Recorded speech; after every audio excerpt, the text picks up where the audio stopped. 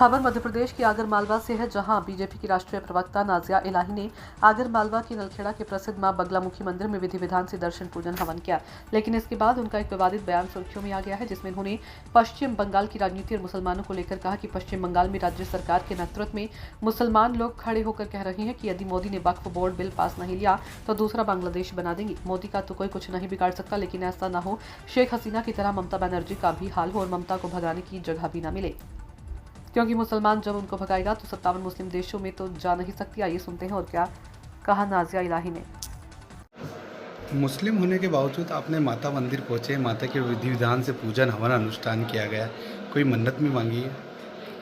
देखिए, शिव शक्ति ये तो हमारे पुराणों में है, हमारे ग्रंथों में है और संवैधानिक देश है। और संविधान के पहले पन्ने पर जो चित्र भीमराव अंबेडकर जी ने दिया था वो भगवान राम का दिया था। तो जो देश है शिव शक्ति के नाम से जाना जाता है, जिस देश में माता लक्ष्मी की पूजा होती है, दुर्गा माँ की पूजा होती है, काली माँ की पूजा होती है, सरस्वती माँ की पूजा होती है, बस यूँ समझ ले आकाश और ज़मीन सब देवियों के चरणों पर रख दिया गया है।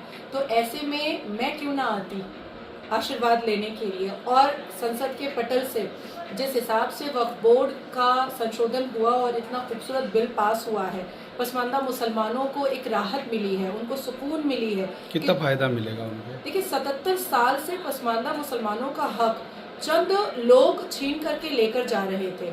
आज सुबह की न्यूज़ है कि वक्फ बोर्ड की संपत्ति में से जो 9 लाख एकड़ की संपत्ति थी, उसमें से सिर्फ 1088 प्रॉपर्टी का डॉक्यूमेंट जो है वो वक्फ बोर्ड दे पाया है। सोचिए, कहाँ 9 लाख एकड़ और कहाँ 1088 सिर्फ।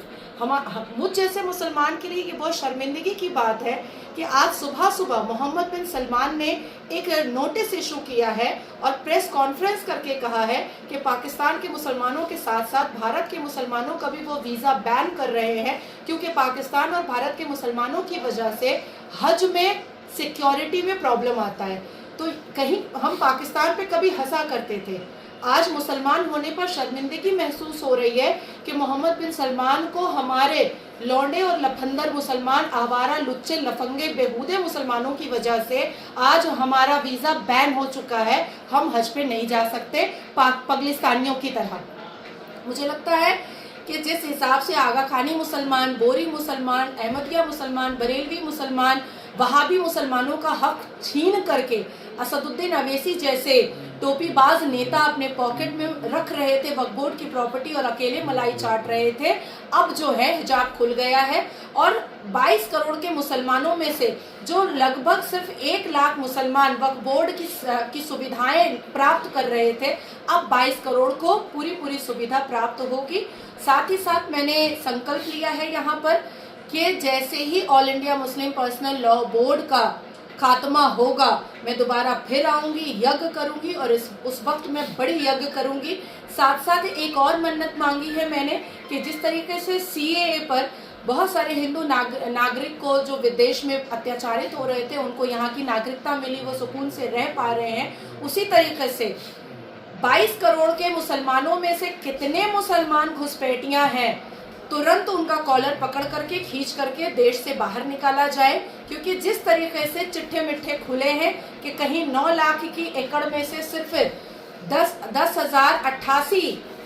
1088 प्रॉपर्टी का डॉक्यूमेंट दिखाया गया है, कहीं ऐसा ना हो कि 22 करोड़ के मुसलमानों में सिर्फ 2 करोड़ मुसलमान ही भारत का हो और बाकी सब घुसपैठिया हो। तो पश्चिम बंगाल, क्योंकि सबको पता है कि घुसपैठिया वहाँ पर बहुत है, बांग्लादेशी है, रोहिंग्या है, अफगानी है, पाकिस्तानी है। पश्चिम बंगाल के जो मुसलमान लौंडे होते हैं, आवारे लुच्चे जो मुसलमान लड़के होते हैं, वो पाकिस्तान की लड़कियों से शादी कर लेते हैं और उसको यहाँ बुला लेते हैं। तो क्या पता कि वो स्लीपर सेल हो, क्या पता वो हाफिज सईद की कोई हनी ट्रैप का मकसद हो। तो ऐसी दुविधाओं के वक्त पर मुझे लगता है कि भारत की सरकार को NRC तुरंत इम्प्लीमेंट करना चाहिए और 4 राज्यों के इलेक्शन से पहले करना चाहिए, क्योंकि विधानसभा इलेक्शन एक राज्य के लिए बहुत महत्वपूर्ण होता है।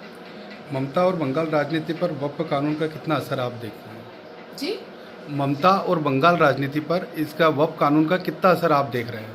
नहीं, असर तो दिखा ना।